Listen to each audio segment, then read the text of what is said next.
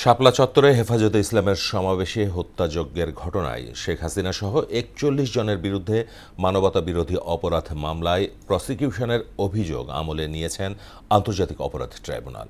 একই সঙ্গে পলাতকদের বিরুদ্ধে গ্রেপ্তারি পরোয়ানা জারি করা হয়েছে। আসামিদের বিরুদ্ধে দুটি অভিযোগ আনা হয়েছে বলে জানান চিফ প্রসিকিউটর মোহাম্মদ আমিনুল ইসলাম। মুদাসসির আলীর প্রতিবেদন।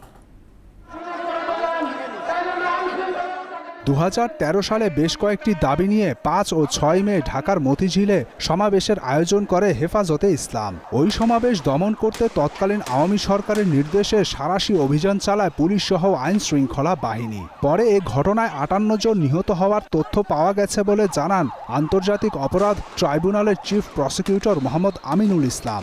আমরা সর্বমোট ৬১ জন শহীদের তালিকা আমরা শনাক্ত করতে পেরেছিলাম, তবে তার মধ্যে ৫৮ জনের আমরা নাম ঠিকানা পেয়েছিলাম। আওয়ামী সরকার পতন হলে এ নিয়ে ট্রাইব্যুনালে মামলা হওয়ার পর অবশেষে আনুষ্ঠানিক অভিযোগ দায়ের করে প্রসিকিউশন। বিচারপতি নজরুল ইসলাম চৌধুরীর নেতৃত্বাধীন ট্রাইব্যুনাল ২ অভিযোগ আমলে নিয়ে পরবর্তী শুনানির জন্য ১৬ আগস্ট দিন ধার্য করেন। পাশাপাশি গ্রেপ্তারকৃতদের হাজিরের নির্দেশ ও পলাতকদের বিরুদ্ধে গ্রেপ্তারি পরোয়ানা জারি করেন ট্রাইব্যুনাল।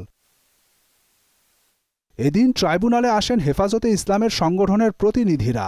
এই মামলায় মোট আসামি ৪১ জন, যার মধ্যে এই মামলা সহ অন্য মামলা মিলিয়ে ১০ জন গ্রেপ্তার রয়েছেন। হাসিনা সহ ৩১ জন রয়েছেন পলাতক। আসামিদের বিরুদ্ধে দুটি অভিযোগ আনা হয়েছে বলে জানিয়েছেন চিফ প্রসিকিউটর মোহাম্মদ আমিনুল ইসলাম।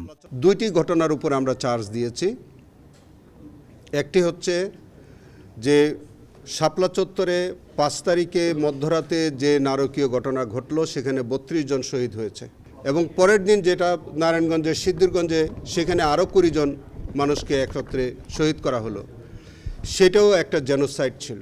এই হত্যাযজ্ঞের পেছনে প্রধান যারা ছিলেন তাদের বিষয় তুলে ধরেন তিনি।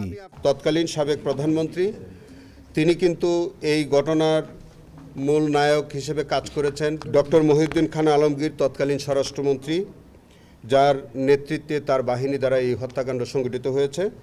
শামসুল হক টুকু, সাবেক প্রতিমন্ত্রী, তার একই রোল আছে। কেন গণহত্যা হিসেবে একে বিবেচনা করা হচ্ছে তার ব্যাখ্যা দেন চিফ প্রসিকিউটর।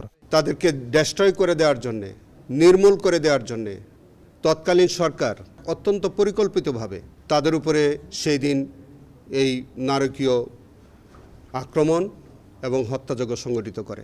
আওয়ামী শাসন আমলে এই হত্যাযজ্ঞের বিচার তো দূরের কথা, সুষ্ঠু তদন্তও হয়নি।